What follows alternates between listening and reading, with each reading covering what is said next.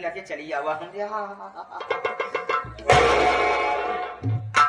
अरे राम रे, ढेर के जी सटा नहीं, पत्रकार साहब आई हैं सवेरे, हमारा तो है न्यूज पे छाप दी हैं।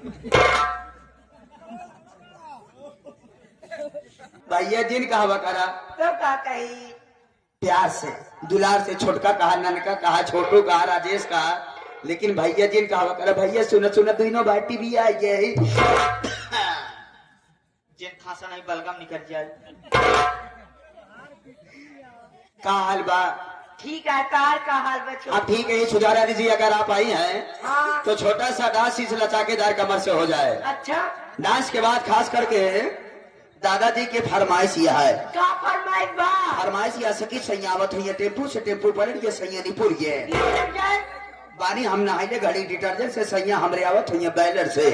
तू के थकाया? हम विकलांग वाली गाड़ी से आए हैं। ए छोटू, हाँ विकलांग वाली साइकिल से आए हैं दोनों भाई। हाँ हम पैदल आए हैं। पैदल हो? हाँ, तोहरे बिना सवारी तैयार बा। हमका गिराए दे।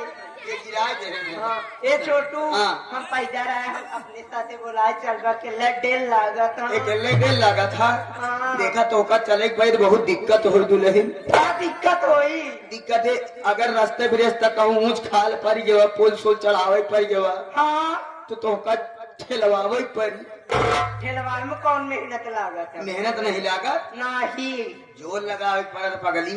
ठेलवा ले, लेकिन हम अकेले ना ठेल पाओ। हाँ। तोरे भाइयों ठेलवाई पड़ी।